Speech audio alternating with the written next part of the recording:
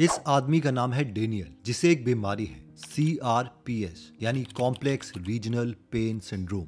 इस कंडीशन को दुनिया की one of the most painful बीमारियों में गिना जाता है। इसका कोई इलाज नहीं है। ये ज्यादातर लोगों के लेग्स या फिर आर्म्स में होती है। और ये पेन कितना है, इसके लिए एक पेशेंट ने बताया कि मेरे पैर में अगर एक पानी की बूंद भी गिर जाए तो मुझे लगता है कि किसी ने वॉल्केनो से जलता हुआ लावा मेरे पैर में डाल दिया हो। और डेनियल को इस लेवल की पेन बाजू में होती है। अब आपको गेस करना है कि अगर ये प्लान करेगा जिसमें हम मैक्सिमम 1 या 2 मिनट में थक जाते हैं, तो डेनियल कितनी देर तक प्लान कर सकता है? 2 मिनट, 3 मिनट, 4 मिनट? नहीं, इन्होंने अगस्त 6, 2021 को गिनीज वर्ल्ड रिकॉर्ड बनाया, जिसमें इन्होंने प्लान किया पूरे 9 घंटे 30 मिनट और पूरे 1 सेकेंड। ये जो इनकी बाजू दिखाई दे रही है, जिसमें इन्होंने कंप्रेशन बैंडेज लगाया है, इसी बाजू में इनको CRPS का पेन होता है। डेनियल ने इस पूरी पेन को 9 घंटे 30 मिनट 1 सेकंड तक झेला। बीच में वो बहुत काम पे और इवन वॉमिटिंग भी की, जिससे साफ पता चलता है कि ये किस लेवल का बंदा है। क्या इसे ही कहते हैं मेंटल टफनेस, कि सब कुछ हमारे दिमाग पर डिपेंडेंट है? ये डिसाइड करने से पहले आप एक और स्टोरी सुनो। इमेजिन करो तुम घर में बैठे हो, बस अपने मोबाइल में इंस्टाग्राम चला रहे हो। तुम्हारी मदर या तुम्हारी वाइफ बोलती है, क्या कर रहा है, इंस्टाग्राम बंद कर दे, घर वालों के साथ भी टाइम स्पेंड कर लिया कर। ये सुनते ही तुम्हारा मूड अचानक से खराब हो जाता है, तुम्हारा गुस्सा कंट्रोल के बाहर हो जाता है और तुम कहते हो, यार मेरा दिमाग मत खराब करो, मैं कर लूंगा जो मैंने करना होगा। इस पर तुम्हारे पेरेंट्स चले जाते हैं। तुम बोल तो देते हो, लेकिन बाद में तुम्हें हर्ट होने लगता है। ये एक बार नहीं, बार बार होता है। हर बार तुम गुस्सा करते हो और हर बार खुद ही दुखी होते हो। एक दिन तुम अकेले बैठे होते हो किसी कोने में, सिर्फ एक ही सवाल लेके, यार मेरे साथ ऐसा क्यों हो रहा है? उसी वक्त तुम्हारे दिमाग में कुछ आता है, क्या ये हर बार तब होता है जब मैं वो रेड कलर की कैंडी खाता हूँ या वो एनर्जी ड्रिंक पीता हूँ जो मुझे सबसे ज्यादा पसंद है? तुम ये चीज अपने पेरेंट्स को बताते हो। तुम्हारे पेरेंट्स तुम्हें एक क्लिनिक ले जाते हैं, एमन क्लिनिक, जहाँ तुम्हारे ब्रेन का स्कैन होता है। और स्कैन से पता चलता है कि तुम्हारे दिमाग में लिटरली कुछ ज्यादा ही ओवर एक्टिविटी हो रही है। और ये तभी होती है जब तुम ये कैंडी या फिर एनर्जी ड्रिंक पीते हो। डॉक्टर बोलते हैं कि तुम्हें ये सब रेड डाई 40 की वजह से हो रहा है। तुम डॉक्टर से पूछते हो, ये रेड डाई 40 क्या है? डॉक्टर तुम्हें समझाते हैं, ये एक ऐसा केमिकल है, एक पेट्रोलियम बेस्ड सिंथेटिक डाई, जिससे तुम्हारा ब्रेन एबनॉर्मल बिहेव करने लगता है। इसकी वजह से तुम कंफ्यूज रहोगे, पैनिक वाले स्टेट में रहोगे, तुम्हारा फोकस लूज हो जाएगा और इवन सुसाइडल या डिप्रेसिव थॉट्स भी आ सकते हैं। और अगर तुम इसे कॉन्स्टेंटली कंज्यूम करते रहोगे तो कोई मोटिवेशन काम नहीं आएगी, क्योंकि ये तुम्हारे बायोलॉजिकल सिस्टम के साथ मैस कर रहा है। अब ये कोई फिक्शनल स्टोरी नहीं है, ये एक्चुअल स्टोरी है 15 साल के रॉबर्ट की, जिसके पेरेंट्स उसे हॉस्पिटल लेके गए थे। और ये है उसके ब्रेन का स्कैन। और ये रिसर्च बताती है कि रेड डाई 40 से क्या होता है। पर एक सेकेंड, ये वीडियो तो मेंटल टफनेस के बारे में है, तो हम ये रेड डाई 40 के बारे में बात क्यों कर रहे हैं? और इसका आंसर है कि मेंटल टफनेस के लिए हमें दोनों चीजें चाहिए। 1 स्ट्रॉन्ग बायोलॉजी और 2 गुड मेंटल मॉडल्स यानी स्ट्रॉन्ग साइकोलॉजी। और इस वीडियो में हम दोनों की ही बात करेंगे। सबसे पहले हम बायोलॉजी की बात कर लेते हैं कि मेंटल टफनेस के लिए हमें जिसे टफ करना है, विच इज ब्रेन, उसे हेल्दी रखना होगा। और वो है कि हम रेड डाई 40 जैसे खतरनाक चीजें ना खाएं। अब ऐसी हजारों चीजें हैं जो हमें कंज्यूम नहीं करनी चाहिए, और इस लिस्ट को हम याद नहीं रख सकते। इसलिए ब्रेन को हेल्दी रखने के लिए 2 ही ऑप्शन हैं, जो है कि हम बाहर का खाना ना खाएं, या फिर हम जो भी खा रहे हैं उसके लेबल की फोटो लें और ChatGPT से ये पूछें कि based on the ingredients would you recommend purchasing this product, और are there any red flags in this ingredient list that I should be aware of. और अगर उस प्रोडक्ट में कुछ भी गड़बड़ है और इसके बावजूद हमें बाहर का खाना खाना है, तो हम ChatGPT से ये पूछ सकते हैं, can you help me find similar products that are free from harmful activities.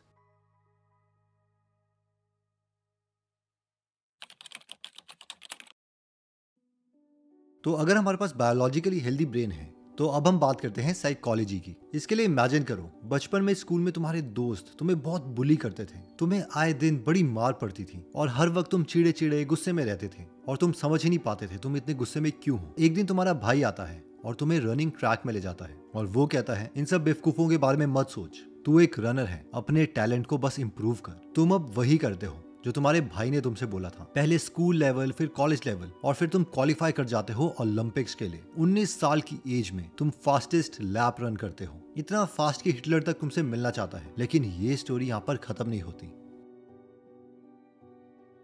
Olympics में जीतने के बाद वर्ल्ड वॉर 2 स्टार्ट होती है और तुम आर्मी ज्वाइन करते हो और एक मिशन में तुम्हें एक फाइटर प्लेन में भेजा जाता है। जैसे ही प्लेन में तुम उड़ते हो, नीचे से दुश्मन उस प्लेन में हमला कर देते हैं और अचानक वो प्लेन समंदर के बीच में क्रैश हो जाता है। तुम्हारे साथ प्लेन में 11 लोग थे, लेकिन अब सिर्फ 3 बजते हैं। तुम और तुम्हारे 2 दोस्त, तुम एक छोटी सी राफ्ट में समुद्र के बीच में फंसे हो। वहाँ पर ना तुम्हारे पास पीने के लिए पानी है, ना खाने के लिए एक भी अन्न का दाता, बस चारों तरफ समुद्र का कड़वा पानी। 1 दिन, 2 दिन, 3 दिन बीतते हैं और तुम्हें बहुत भूख और प्यास लगती है। तुम लोग टोपियों में बारिश का पानी इकट्ठा करते हो और उससे थोड़ी प्यास बुझाते हो, मछली पकड़ते हो और फिर 20 दिन गुजारते हो। लेकिन 22वें दिन तुम्हारा एक दोस्त मर जाता है और तुम्हें उसकी लाश समंदर में फेंकनी पड़ती है, जिसे मछलियां खाती हैं। 47 डेज तक तुम और तुम्हारा एक बचा हुआ दोस्त वहाँ पे रहते हैं। 47वें दिन तुम्हें दिखाई देता है कि छोटी सी राफ्ट तुम्हारी तरफ आ रही है, लेकिन पता चलता है कि वो तुम्हारे दुश्मन देश के सोल्जर्स जापानीज हैं। तुम्हें जापानीज कैंप में ले जाया जाता है और वहाँ तुम्हें हर रोज मारा जाता है। एक सोल्जर होता है जिसका नाम है मुत्सुहिरो, जिसे सब द बर्ड कहते हैं। वो तुमसे बहुत चिढ़ता है क्योंकि तुम्हारी जेब से उसे एक अखबार का टुकड़ा मिला था जिसमें मेंशन किया गया था कि तुम एक ओलंपिक्स चैंपियन हो। वो इस चिढ़ के मारे तुम्हें हर रोज मारता है। एक दिन वो तुम्हें बोलता है कि रेडियो में अपने देश के खिलाफ बोलो ताकि तुम्हारे देश वाले उसे सुने। तुम उसे मना कर देते हो तो वो तुम्हारे कैंप में हर प्रिजनर को बोलता है कि एक एक करके इसे मुक्का मारो, और फिर भी तुम नहीं टूटते। एक दिन वो तुम्हारे हाथ में एक हैवी बीम देता है और कहता है इसे गिराओगे तो गोली मार दूंगा। तुम उसे गिराते नहीं हो, तुम सिर्फ उसकी आंखों में देखते हो और जब तक वो चिल्ला के तुम्हें पीटने नहीं लगता तुम वहीं खड़े रहते हो। सालों तक ऐसे पिटने के बाद वॉर खत्म होती है और तुम अपने देश वापस पहुंचते हो, अपने घर जाते हो जहां पर सब तुम्हें देख के खुश हैं, पर तुम अंदर से खोखले हो चुके हो। तुम रात भर चिल्लाते हो, तुम्हें सपने भी उस सोल्जर के आ रहे हैं। तुम सोचने लगते हो कि क्या मैं उसे मारने जाऊं या नहीं। तुम शराब पीने लगते हो, अपने दिमाग को नम करने की कोशिश करते हो। पूरे 6 महीने के बाद जब तुम अकेले बैठे होते हो तो तुम्हारे मन में एक लाइन आती है, if you want to be free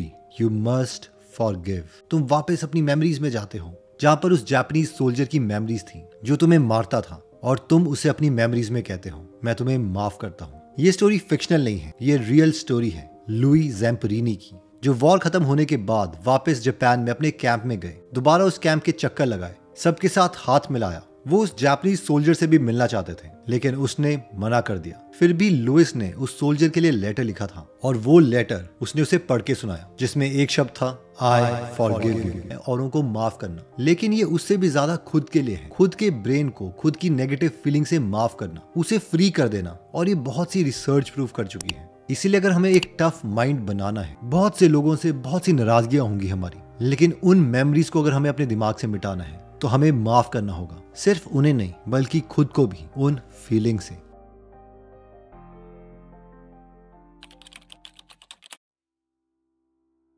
next learning हमें मिलती है 2 दिग्गजों की लाइफ से, और उनमें से पहले दिग्गज का नाम है डेविड गॉगिन्स, जिनका एक टाइम पर वेट 150 किलो से भी ज्यादा था। और वो एक ऐसी जॉब करते थे जहां पर किचन में जाके उन्हें कॉकरोच मारने पड़ते थे। एक बार तो एक किचन से इतने कॉकरोच निकले कि उनको लगा कि वो लाइफ में कर क्या रहे हैं। उस वक्त पर वो 1 किलोमीटर भी नहीं भाग सकते थे, बट 3 महीने में उन्होंने करीबन 50 किलो वेट लूज किया और उन्होंने नेवी सील की ट्रेनिंग करी, one of the most toughest training in the world. 1 बार नहीं, 2 बार नहीं, बल्कि पूरे 3 बार।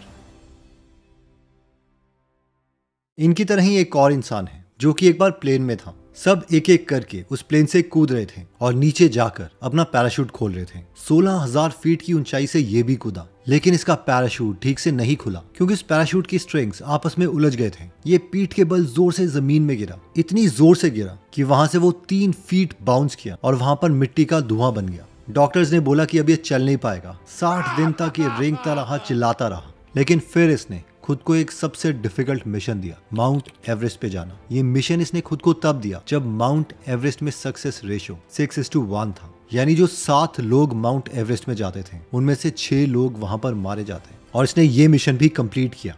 ये इंसान कोई और नहीं बल्कि हम सबका बचपन का हीरो बेयर ग्रिल्स था। बेयर ग्रिल्स और डेविड गॉगिन्स का एक ही कहना है कि इनका एक ग्रोथ माइंडसेट है। अगर ये सेम चीज हर रोज करते हैं तो ये बहुत ज्यादा बोर हो जाते हैं। इनको खुद को चैलेंज करना पसंद है। शर्लॉक होम्स का आपने ये सीन तो देखा ही होगा जहां पर वो दीवार में बार बार बंदूक से फायर कर रहा है, इसलिए नहीं कि उसको कोई केस नहीं मिल रहा, बल्कि इसलिए कि उसको जितने भी केस मिल रहे हैं वो सारे के सारे बहुत आसान है और वो बोर हो गया है। तो अब सिर्फ मैटर ये करता है कि क्या हम ग्रो करना चाहते हैं, क्योंकि ग्रोथ सिर्फ पेन से ही आती है और एक कांस्टेंट लेवल कुछ भी नहीं होता। अगर हम एक कांस्टेंट लेवल पे कोशिश भी कर रहे हैं तो भी हमारा माइंड उस स्किल्स को लूज कर रहा है या फिर दुनिया हमसे आगे चल रही है। सबसे ज्यादा अमेजिंग ब्यूटीफुल चीजें इस ग्रोथ माइंडसेट में ही होती है, which comes with doing next best possible thing।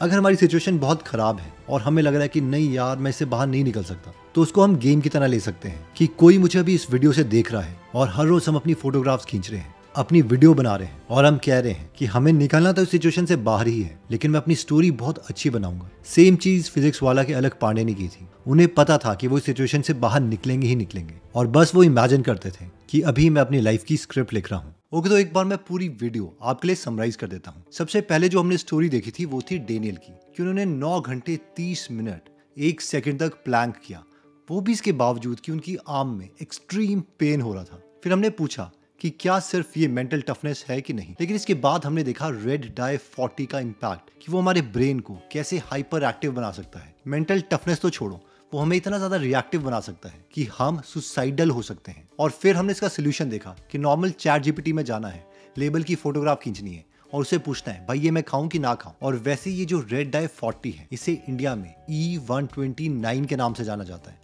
लेकिन ये सारी लिस्ट जो है हमें वो याद नहीं रहेगी। इससे बेटर है कि एटलीस्ट हम एआई का यूज करें। इसके बाद हमने लुइस की स्टोरी देखी थी, एक ओलंपिक विनर 47 डेज तक वो समंदर में रहा, उसके बाद मार खाता रहा उस जापानीज सोल्जर से, और इन सब के बावजूद उसने उस जापानीज सोल्जर को माफ कर दिया। ये माफी उसके लिए नहीं थी, हमारे ब्रेन में सारी नेगेटिव एनर्जी जो है वो माफी हमारे लिए भी है कि हम उस सारी टेंशन को रिलीज कर पाए। और ये सिर्फ स्टोरी नहीं, ये रिसर्च भी प्रूव करती है। फाइनली हमने गॉगिन्स और बियर ग्रिल्स की स्टोरी देखी थी कि जो मेंटल टफनेस है वो आती है ग्रोथ माइंडसेट से। अगर हम कोई भी स्किल सीखते हैं तभी हमारा माइंड ग्रो करता है। अगर हम ज्यादा किलो का डंबल उठाते हैं तभी हमारी मसल्स बनती है। तो जो ग्रोथ माइंडसेट है वो ब्यूटीफुल माइंडसेट है, उसमें हल्की बहुत पेन होती है, सो व्हाट। यही हमने देखा था शेरलॉक होम्स का केस, कि वो बोर हो जाता है जब भी उसको सिंपल टास्क मिलते हैं। वहीं पर हम में से कई लोग खुश क्यों होते हैं जब हमें सिंपल टास्क मिलते हैं। हमें एक लेवल हमेशा ऊपर जाना है, हमेशा ऊपर सोचना है, और यही चीज जो है वो मेंटल टफनेस क्रिएट करती है। आई होप ये वीडियो आपको अच्छी लगी होगी। अगर डेविड गॉगिन्स की आप पूरी स्टोरी सुनना चाहते हैं तो आप गीगल एप्लीकेशन डाउनलोड कर सकते हैं, जिसे 50 लाख लोगों ने डाउनलोड किया है,